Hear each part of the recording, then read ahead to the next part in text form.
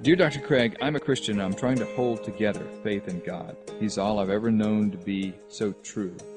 Anyway, the question was, is it even possible for nothing to exist? Because if we got rid of this universe, wouldn't there just be some sort of void?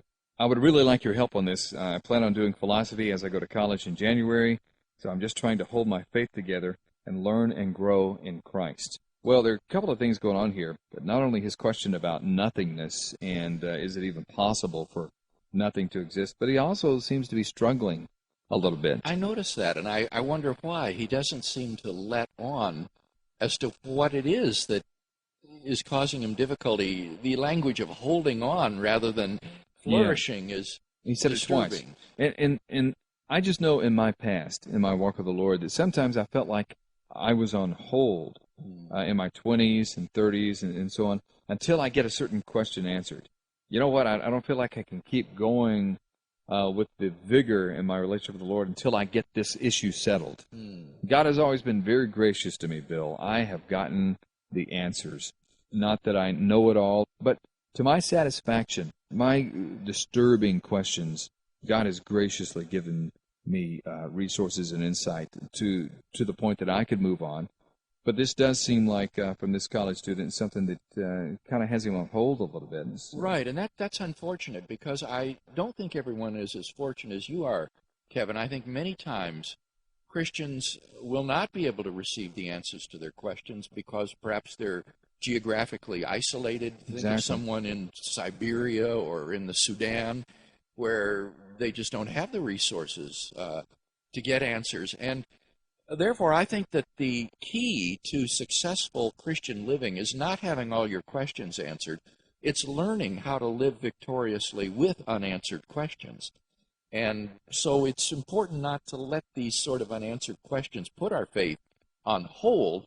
We need to realize that as finite persons, we're not going to have all of the answers, but we have good grounds for believing what we believe, and we move on in the hopes that as we further read and explore, we will find more answers. So what is his problem he has with, is it even possible for nothing to exist? Well, I think what's odd about this question, Kevin, is that the theist, at least if he's of a Leibnizian sort, agrees with the questioner that it's impossible that nothing exists. That is exactly Leibniz's point. There must be a logically necessary being or a metaphysically necessary being, which is the reason why anything at all exists.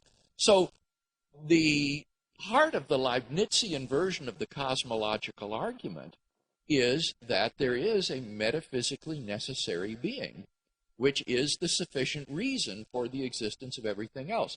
So I actually agree with him that it's impossible for nothing to exist.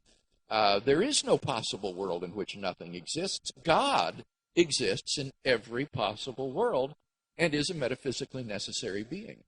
Prior to the Big Bang, notice I said prior, Yes, because it's kind of difficult to say before the Big Bang, was there some sort of just void? I mean, there was no space, no time? And that may be the source of his difficulty. When one says prior to, one has to mean explanatorily prior, not chronologically prior.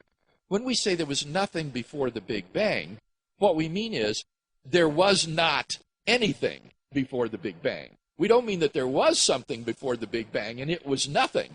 That would be a source of confusion. Rather, what one negates is the whole sentence. You negate the sentence, there was something before the Big Bang. It is false that there was something before the Big Bang. So it may be that he's simply being misled by the use of the word nothing as a substantive, as a noun, as a common noun, thinking that nothing must refer to something, some sort of a void. And that's not, in fact, the case any more than, say, the pronoun nobody refers to somebody. It means it's not anybody.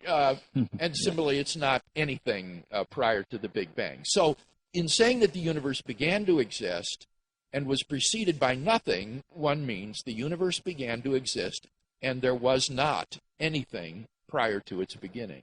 It's difficult sometimes to really crank that down as to what we mean by nothing. We could say there's nothing in the room. That means there's a room with no furniture and no fixtures or anything like that. And it can also mean just an absolute absence of anything. So when we say nothing, sometimes we have to really get our definition straight, don't we? Right. We have to be very careful, or we can very easily be tricked by words. Our language can often mislead us.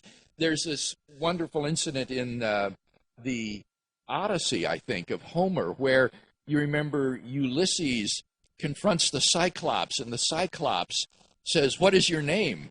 And he says, "My name is Nobody." And thereafter he blinds the Cyclops, and the other Cyclopses ask him, "Who is attacking you? Who's injured you?" And he says, "Nobody has injured me. Nobody has put my eye out." And they said, "Well, then why are you so disturbed if nobody's done anything to you?" Well, you can see there Homer is making fun of the way in which this word nobody can be taken to mean somebody who is named Nobody. And similarly, this reader, I think, is thinking of nothing as being something which is nothing, and that's not the way the word is to be used. It's a negative term. I think another example quite often is we say there was nothing prior to the Big Bang, but God was there, and isn't God something?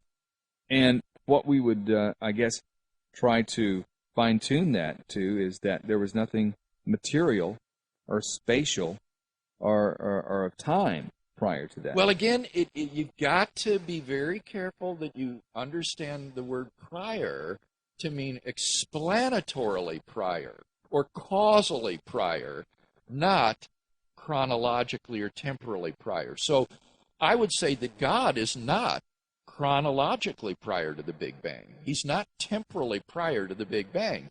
He's explanatorily or causally prior to the Big Bang.